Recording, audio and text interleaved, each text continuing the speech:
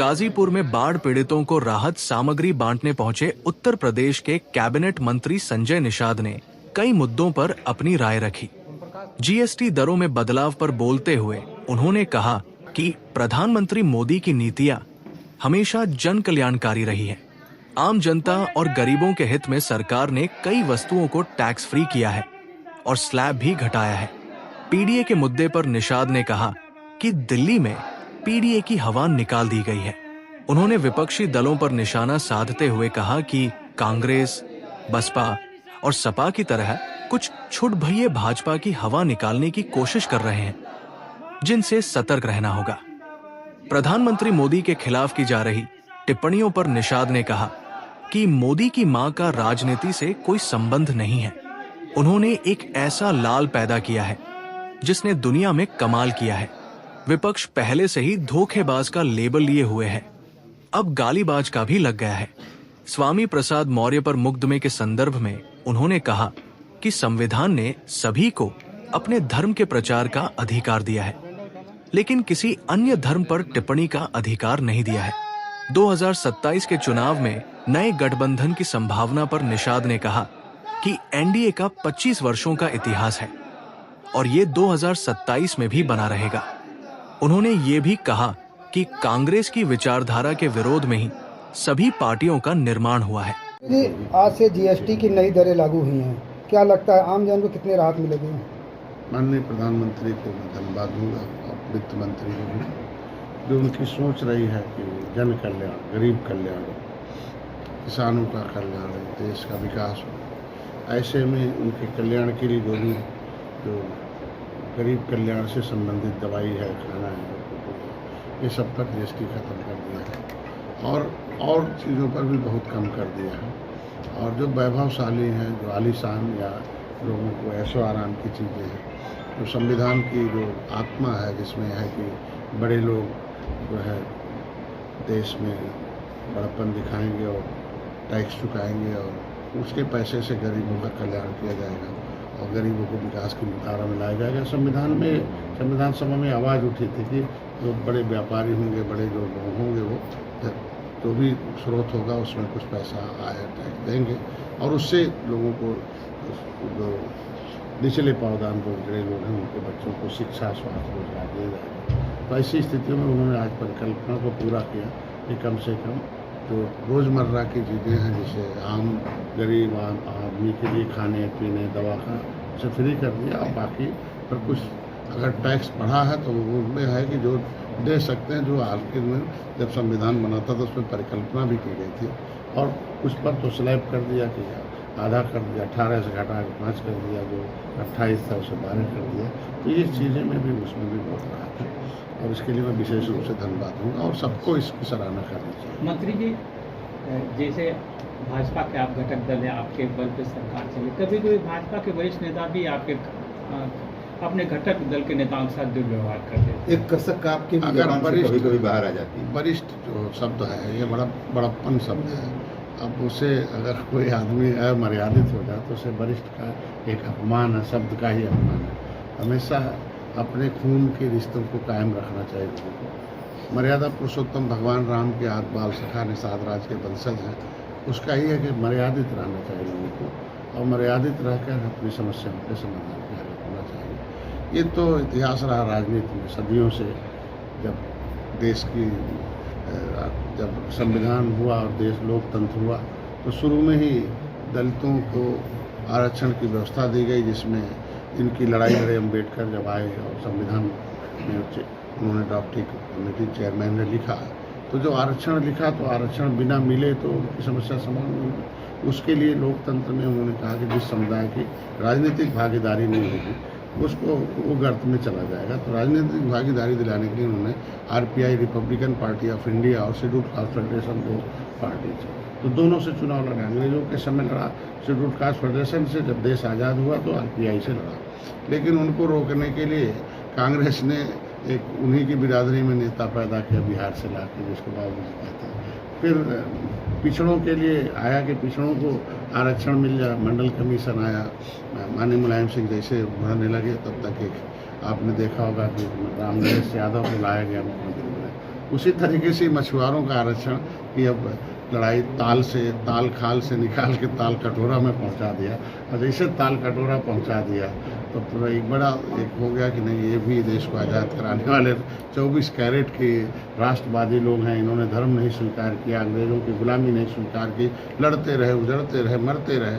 ये चीज़ें तो क्रिमिनल कानून से उजड़े लोग हैं, संविधान में इनको हक दिया गया है, तो उनका हक देने के लिए अगर सरकार हमारी पहल कर रही है, माननीय मोदी योगी जी पत्र लिख रहे हैं, माननीय मोदी जी से RGI से अटेस्ट कर रहे हैं, तो एक पहल हो रहा है। उस पहल में कुछ ऐसे नेता हैं जिनकी कुछ निजी महत्वाकांक्षाएँ हैं, हमेशा विभीषण के रूप में आए, जैसे जमुना निषाद जब आए वो भी एक आवाज़ थे हमारे यहाँ, और जैसे बसपा ने उन्हें आरक्षण की आवाज़ उठाए तो घटना के कारण जेल जाना पड़ा, और जेल जाने के समय देश का निषाद पूरा आंदोलन कर रहा था उसके, और ये सारे लोग उसमें उस समय भी एक किस तरीके से उसका लाभ ले रहे थे। उसी तरीके से मैंने गोरखपुर में एक इतिहास रचा था 2018 में, हम लोगों ने Sapa Basapa Nishad party peace party की, तो एक ऐतिहासिक रूप से जीत हुई गोरखपुर फूलपुर कैराना नूरपुर, उसमें भी अवसर मिल गया। तो ऐसे ये सब अवसरवादी नेता लोग हैं, इनकी महत्वाकांक्षा क्योंकि समाज को नेता नहीं नीति चाहिए, दलितों को नेता नहीं नीति चाहिए था, तो नीति के लिए अम्बेडकर को पसंद किया, कांशीराम को पसंद किया, मायावती को पसंद किया, बहुत रामनरेश यादव को नहीं पसंद किया, मुख्यमंत्री थे, उन्हें नीति के लिए था कि नीति मुलायम सिंह बनवाएंगे पिछड़ों की, तो उनको पसंद किया।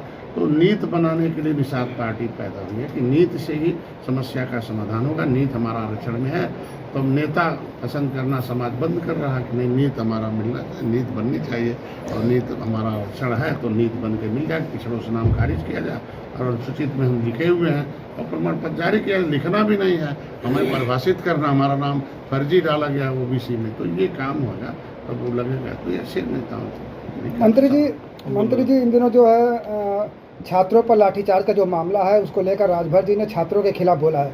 अब छात्र जो है राजभर के खिलाफ ही उनके दरवाजे पर पहुंचकर विरोध प्रदर्शन कर रहे हैं।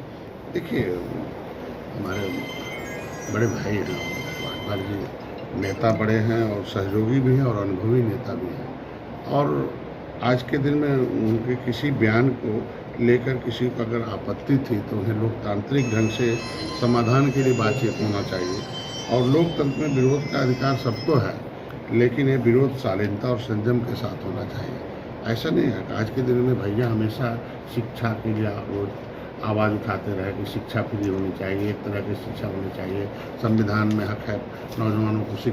अटल बिहारी वाजपेयी ने कहा था कि कुछ न दिया जाए, 2 चीज़ दे दिया जाए, शिक्षा फ्री कर दिया जाए और चिकित्सा फ्री कर दिया जाए। तो हम और भैया तो बार बार बोलते रहते हैं।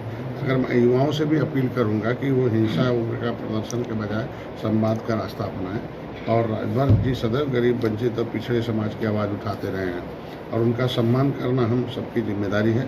गलतफहमियों को बातचीत से दूर किया जा सकता है, ऐसा नहीं है। हम लोग हमेशा नौजवानों के साथ रहे हैं, उनके साथ रहे हैं, ऐसा नहीं, उसको दूसरे रूप से नहीं देखा जाना।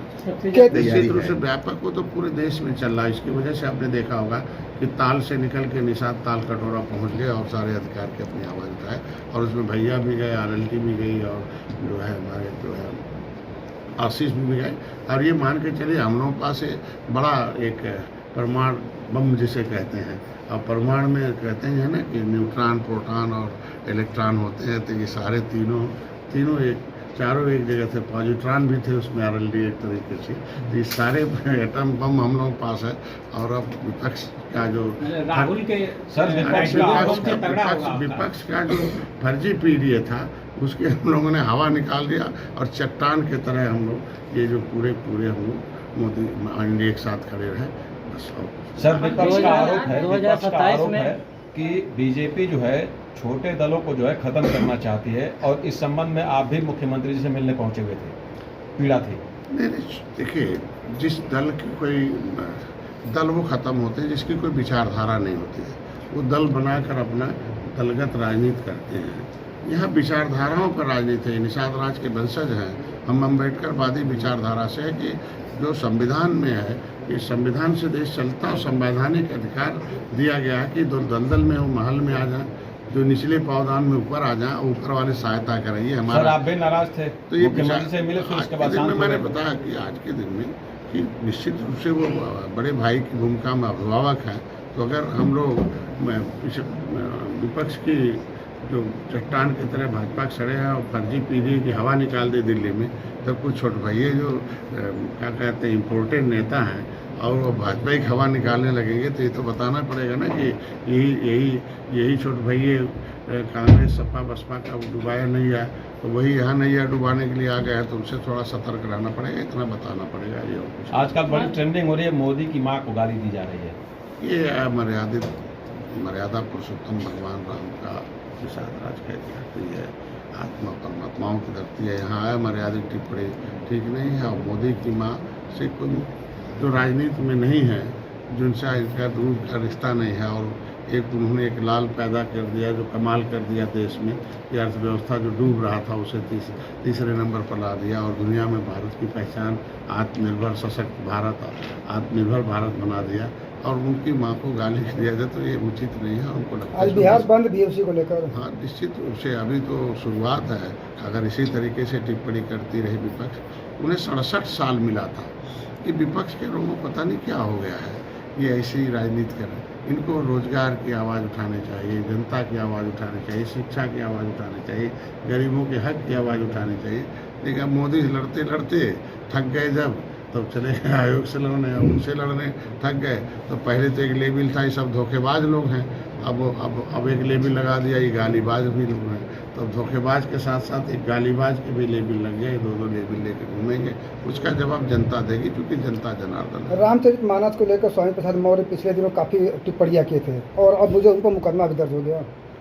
देखिए, हर धर्म में अपने धर्म का प्रचार करने का अधिकार दिया संविधान में, लेकिन संविधान में किसी धर्म पर टिप्पणी करने का अधिकार नहीं दिया है। आप अपने धर्म का प्रचार करिए, आप दूसरे धर्म को टिप्पणी करके अमर्यादित भाषाओं का प्रयोग करके किसी को इरिटेट करके उनकी भावनाओं को ठेस पहुँचाएंगे, तो संविधान के कानून में है, तो उनके धर्म में आना पड़ेगा। हमको लगता है कि अपने जिस धर्म में अगर है, कोई धर्म का प्रचार करना चाहिए, और शायद उस धर्म में कोई कटता नहीं है। अगर बौद्ध धर्म के अनुयायी कहते हैं तो बुद्ध जो है वो युद्ध नहीं चाहते थे। बुद्ध अशुद्ध लोगों को शुद्ध करने के लिए, जो अशुद्ध हो या अशुद्ध लोगों की सोच उसे शुद्ध करने के लिए बुद्ध आए थे, और कुछ ऐसे कटुता पैदा करने के लिए, एकता पैदा करने के लिए। इसे 84 देशों में बौद्ध हैं, वो एक करने के लिए आए। बिना एक किए पंडित दीनदयाल की उस सोच को नहीं पूरा किया जा सकता। बिना एक किए अम्बेडकर के जो सामाजिक न्याय के जो है बात नहीं की जा सकती। बिना एक के कांसी राम के उस सोच को नहीं लाया जा सकता। बिना एक के जो राम मनोहर लोहिया है, उनकी भी वो परिकल्पना नहीं की सकती। एकता के लिए लोगों को आवाज़ और लोगों को समझा या कोई भी भाषा बोला जाए तो एकता की बात हो, नैतिकता की बात हो। मंत्री जी, 2027 में यूपी में नया गठबंधन हो सकता है। अभी तो फिलहाल जो इतिहास है 25 सालों का एनडीए का, हमको लगता है इतना बड़ा इतिहास गठबंधन का किसी का नहीं होगा। बाकी तो दल तो दिख जाते हैं, दिल अंदर से नहीं दिखते हैं। तो जिनके दिल ही नहीं मिलते हैं, क्योंकि उनकी जो विचारधाराएं हैं एक दूसरे विपरीत रही हैं। कांग्रेस की विचारधारा के खिलाफ ही सभी पार्टियों का निर्माण हुआ है। तो जब विचारधारा के खिलाफ ही पार्टियों का निर्माण हुआ है, तो वहाँ तो वैसे ही फोटो खिंचाते हैं, फिर उसके बाद इधर उधर चले जाते हैं। आप देखो, दिखते हैं कि हम एक गठबंधन है, पता चला कि मध्य प्रदेश में अलग आवाज़ आती है, छत्तीसगढ़ में अलग आवाज़ आती है, हरियाणा में अलग आवाज़ आती है, दिल्ली में अलग आवाज़ आती है, बिहार में देख लो अलग है। कितना दिन वो आवाज़ रहेगी वो उसके ऊपर है। आज के दिन में जो है एनडीए पहले भी थी, आज भी है, कल भी रहेगी, 2027 में भी रहेगी।